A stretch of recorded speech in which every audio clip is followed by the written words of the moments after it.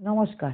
শিবপুরাণ শ্রবণ দ্বারা দেবরাজের শিবলোক প্রাপ্তি এবং চুঞ্চুলার পাপ থেকে ভয় এবং সংসার থেকে বৈরাগ্যর কাহিনী শোনাবো।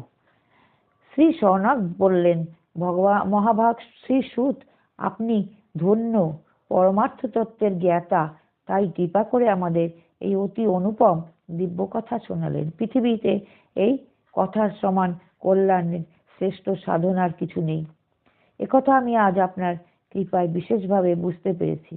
শ্রী সুত, কলিযুগে এই কথকতার প্রভাবে কোনো পাপী শুদ্ধ হন। কৃপাপূর্বক তা বলুন এবং এই জগৎকে কৃতার্থ করুন। শ্রী সুত বললেন, মুনে, যেসব মানুষ পাপী, দুরাচারী, খল এবং কাম ক্রোধ ইত্যাদিতে নিরন্তর ডুবে থাকে, তারাও এই পুরাণ শ্রবণ পঠন দ্বারা অবশ্যই শুদ্ধ হয়ে যান। এই বিষয়ে জ্ঞানী মুনি নিম্নোক্ত প্রাচীন ইতিহাসের উদাহরণ দিয়ে থাকেন, যা শ্রবণ করলেই সম্পূর্ণ পাপের ক্ষয় হয়।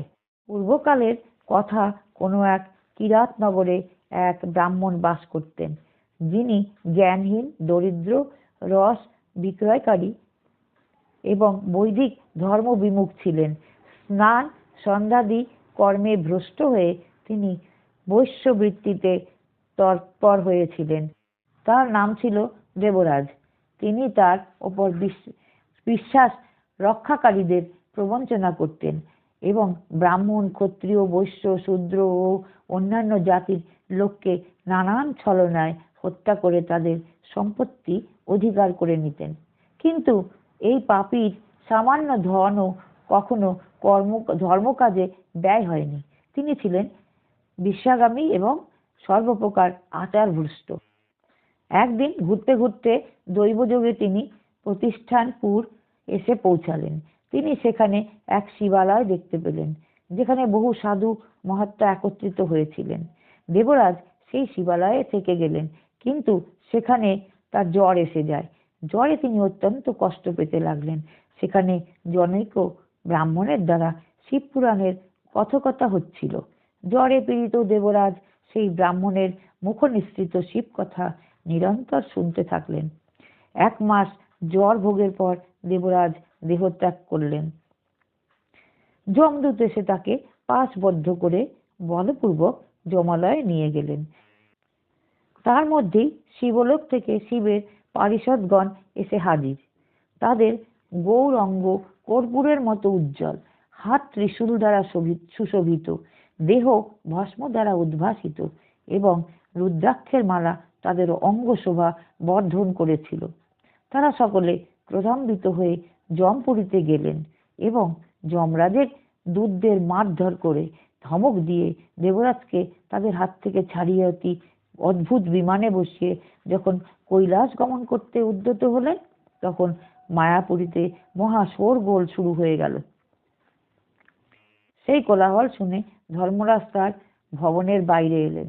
সাক্ষাৎ দ্বিতীয় রুদ্রের ন্যায় প্রতীত হওয়ায় সেই 4 দূতকে দেখে ধর্মজ্ঞ ধর্মরাজ তাদের বিধিপূর্বক পূজা করলেন এবং জ্ঞান দৃষ্টির সাহায্যে সমস্ত বৃত্তান্ত জেনে নিলেন। উনি ভীতিবশত ভগবান শিবের সেই দূতদের কোনো কথা জিজ্ঞাসা করলেন না, বরং তাদের সকলকে পূজা করে প্রার্থনা করলেন। এই শিবদূতরা তারপর কৈলাস চলে গেলেন এবং সেখানে পৌঁছে তারা সেই ব্রাহ্মণকে দয়াসাগর সাম্ব শিবের হাতে অর্পণ করলেন। শ্রী শৌনক বললেন, মহাভাগ শ্রীসুত, আপনি সর্বজ্ঞ মহামতে। আপনার কৃপা প্রসাদে আমি বারংবার কৃতার্থ হয়েছি। এই ইতিহাস শ্রবণ করে আমার মন আনন্দে নিমগ্ন হয়েছে। সুতরাং এবার ভগবান শিবের প্রেমবৃদ্ধিকারী শিব সম্বন্ধীয় অন্য কিছু বলুন। সুত বললেন, শৌনক, শোনো, আমি তোমার কাছে গোপনীয় রহস্য বর্ণনা করব, কারণ তুমি শিব ভক্তদের মধ্যে অগ্রগণ্য এবং বেদবেত্তাদের মধ্যে শ্রেষ্ঠ। শোনো, পূর্বে সমুদ্র নিকটবর্তী প্রদেশে বাসকল নামক একটি গ্রাম ছিল।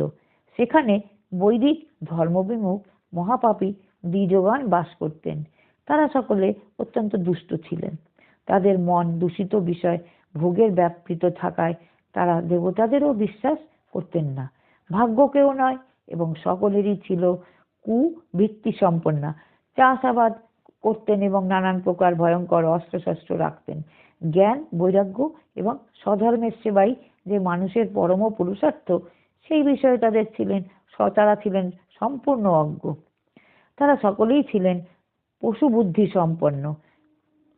অন্য বর্ণের লোকেরাও ছিল তাদের মতো কুৎসিত বিচার সম্পন্ন। তারাও সর্বদাই কুকর্মে ব্যস্ত থাকতেন এবং নিত্য বিষয় ভোগে ডুবে থাকতেন। সেখানকার সব নারীরাও ছিলেন কুটিল স্বভাবের, স্বেচ্ছাচারিণী, পাপাসক্ত, কুৎসিত বিচার সম্পন্ন ও ব্যভিচারিণী ও সদ্ব্যবহার এবং সদাচার বর্জিত।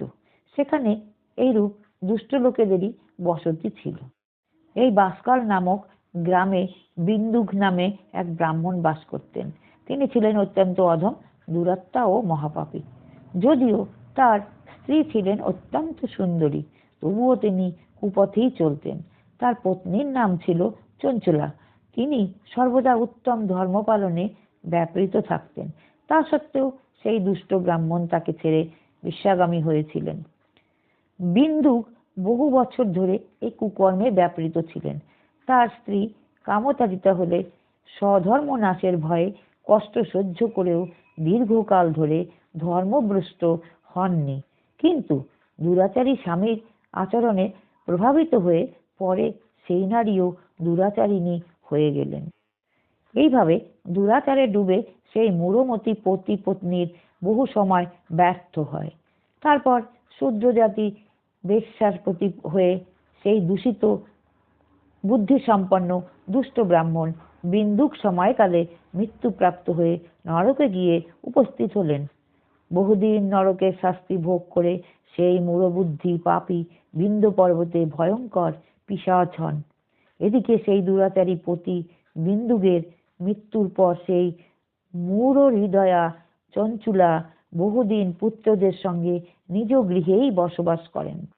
একদিন দৈবযোগে কোনো পুণ্য পূর্বকালে সেই নারী আত্মীয় বন্ধুর সঙ্গে গোকর্ণ ক্ষেত্রে গেলেন। তীর্থযাত্রীদের সঙ্গে তিনিও তখন তীর্থজলে স্নান করেন। তারপর তিনি সাধারণভাবে বন্ধুদের সঙ্গে এখানে ওখানে বেড়াতে লাগলেন। ঘুরতে ঘুরতে তিনি কোন এক দৈব মন্দিরে গেলেন এবং সেখানে তিনি এক দৈবজ্ঞ ব্রাহ্মণের মুখ থেকে ভগবান শিবের পরম পবিত্র ও মঙ্গলময় উত্তম পৌরাণিক কাহিনী শোনেন। কথাবাচক ব্রাহ্মণ ছিলেন যে সব নারী পর পুরুষের সঙ্গে ব্যভিচার করে তারা মৃত্যুর পর যখন যমলোকে যায় তখন যমরাজের দূত তাদের যোনিতে তপ্ত লোহার পাত ঢুকিয়ে দেয়। পৌরাণিক ব্রাহ্মণের মুখে এই বৈরাগ্য বৃদ্ধিকারী কথা শুনে চঞ্চলা ভীত ব্যাকুল হয়ে কাঁপতে লাগলেন।